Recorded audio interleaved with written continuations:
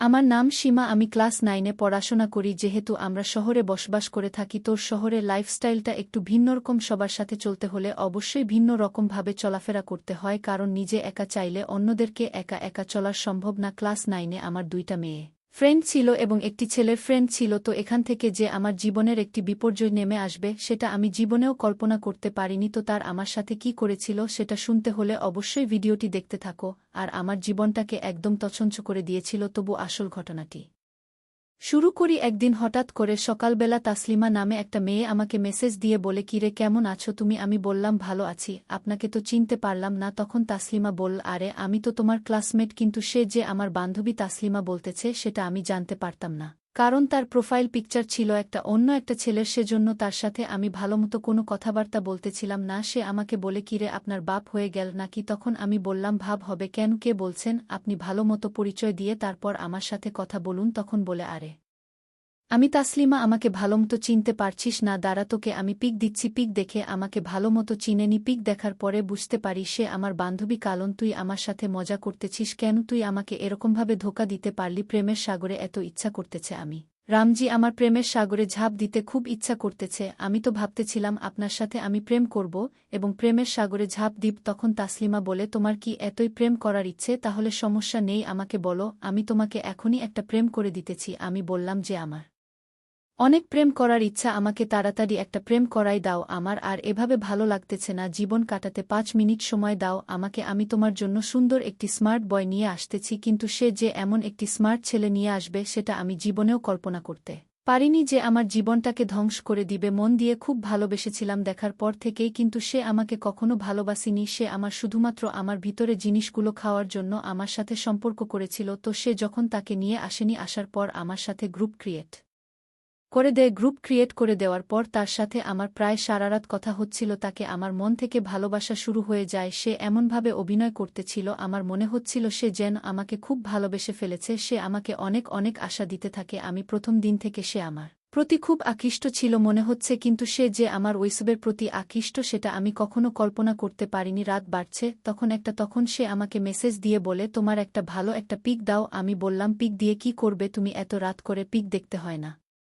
সকালবেলা তোমাকে আমি সুন্দর মতো একটা ছবি তুলে তোমাকে আমি হোয়াটসঅ্যাপে পাঠিয়ে দিব, তুমি সকালবেলা ছবিটা সুন্দর মতো থাইকো। এখন তো আমার খুব উঠেছে, আমার তো হাতের কাজ করতে ইচ্ছা করতেছে। তখন আমি বললাম, ছি আপনি এসব কি বলতেছেন? আপনার কি লজ্জা নেই? আজকে আপনার সাথে আমার একদিন হলো কথাবার্তা চলতেছে, আপনার সাথে তো আমি এত টাকা এখনো ফ্রি হয়নি। আপনি যতটা ফ্রি ভাবে আমার সাথে কথা বলতেছেন, এরকমভাবে কথা বলে তো আমাদের বন্ধুত্বটা ঠিকই রাখা সম্ভব না। তখন বলতেছে, একটা সম্পর্কে যদি এসবই না থাকে তাহলে সম্পর্ক কোনো দামি হয় না। তখন আমি বললাম, থাক সমস্যা নেই, আমার এরকম সম্পর্কর প্রয়োজন নেই। কিন্তু আমার মনের ভিতরে যে তাকে ভালো লেগেছিল সেটা আমি তখন বুঝতে পারিনি। তার সাথে অনেকক্ষণ কথাবার্তা বলে তার সাথে ঝগড়া করে যখন তাকে আমি ব্লক করে দেই, হঠাৎ সেদিন রাত থেকে তাকে আমার খুব মিস করতেছিলাম।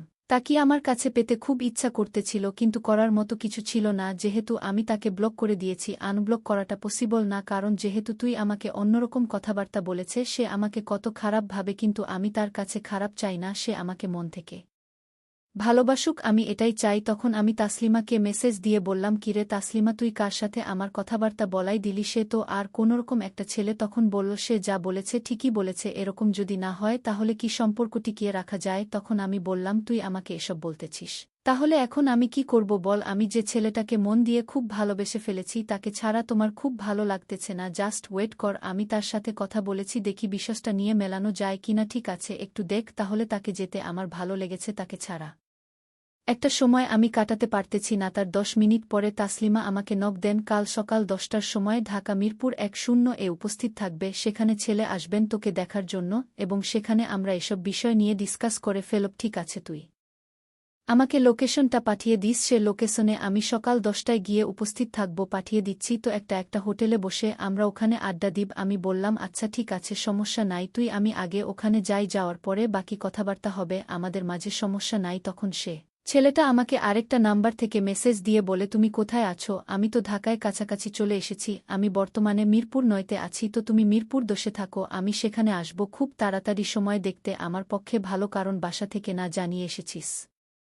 কুলের কথা বলে সে তো আমি ক্লাস 9-এ পড়তাম বয়সে কিন্তু আমার বেশি হয়নি বাসা থেকে সেরকমভাবে কখনো আমাকে বের হতে দিত না তাসলিমার কথা বলিয়াছে কিন্তু আমি বের হয়েছি কিন্তু বের হওয়াতে যে আমার জীবনে খুব একটা কালো অধ্যায় নেমে আসবে সেটা আমি জীবনেও কল্পনা করিনি। একটু পরে তাসলিম আমাকে মেসেজ দিয়ে বলে কোথায় আছিস তুই আমি এত মিরপুর 10 হোটেলের সামনে চলে এসেছি তুই এই হোটেলের সামনে চলে আয় আমিও সেই হোটেলের সামনে একটা অটো নিয়ে যেতে থাকি মাঝ রাস্তায় সে আমার ছেলেটি আবার মেসেজ দেয় তো তুমি হোটেলে গিয়েছ কিনা আমি বলেছি আমি হোটেলে কাছাকাছি চলে এসেছি আপনার খুব দ্রুত সময় দিতে চলে আসেন আপনাকে দেখতে খুব ইচ্ছে করতেছে নাকি অন্য কিছু করতে মন চাচ্ছে তখন আমি বললাম না অন্য কিছু মন চাচ্ছে না আপনি কিন্তু খুবই দুষ্ট আমার সাথে সব সময় কিন্তু আপনি দুষ্টামি করতেছেন একটু ভালোভাবে কথা বলুন আমাকে ভালোবাসার চেষ্টা করুন পোলা সমস্যা নাই আমি তো আপনাকে ভালোবাসবই আচ্ছা ঠিক আছে সমস্যা নেই আমি হোটেলে চলে আসি হোটেলে আসার পরে বাকি কথা হবে ঠিক আছে সমস্যা নেই দ্রুত পারেন চলে আসেন ঠিক আছে আমি প্রায় এসে পড়েছি তখন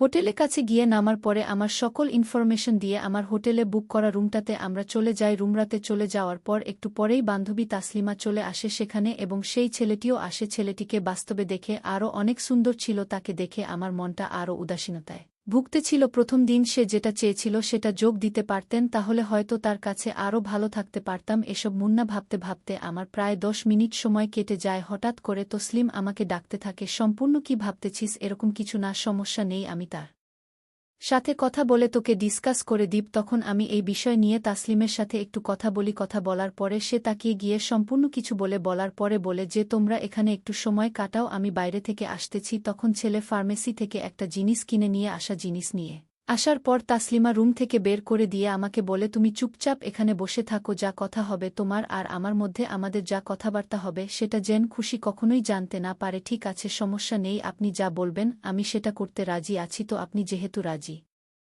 আছেন সেহেতু আমি যা বলি সেটা আপনি সুন্দর মতো করেন আপনাকে যে আমি আরেকদিন রাতে পিকচার দিতে বললাম আপনি আমাকে পিকচার দিলেন না কেন তখন আমি বললাম আপনি যে রকমভাবে পিকচার চেয়েছেন সেরকমভাবে রাতে আমার পক্ষে দেওয়া সম্ভব ছিল না আপনার পিকচার লাগবে না এখন আমাকে সুন্দর মতো মন ভরে দেখুন পিকচার দেখে তো খুব ভালো লাগবে না এখানে দেখতে খুব ভালো লাগবে তখন ছেলেটি বলে শুধুমাত্র ভালো লাগলেই হবে ভালো লাগাতে হবে আমি বললাম আপনি কি সব যে বলেন সব সময় শুধুমাত্র দুষ্টামি করেন এগিয়ে আসতে থাকে আমার সামনে দিকে গিয়ে সবার হাত দুটো চেপে ধরা পর সে আমাকে বলে থাকে তো আমাকে আরেক দিন পিকচারটা দিলে তোমার এরকম কিনা কি জানি হয়ে যেত তোমাকে বললাম যে আরেক দিন আমার হাতের কাজ করতে ইচ্ছা করতেছে তোমার পিকচারটা দেখতে আমার হাতের কাজ করতাম তখন আমি তাকে দেখে ফিদা হয়ে যাই আমি মনে মনে ভাবতে থাকি আপনাকে সম্পূর্ণ দেখতে হবে না এবং করতে হবে না আমি তো আপনার সামনে সরাসরি চলে এসেছি তাকে এটা বলতে আমার খুব ভয় পাচ্ছিলাম কিন্তু যখন সে আমার জিনিসগুলো ধরতে ছিল তখন আমার খুব মজা হচ্ছিল বেতনে অনেক ছোট ছিলাম সে আমাকে একটু লম্বা ছিল সে তো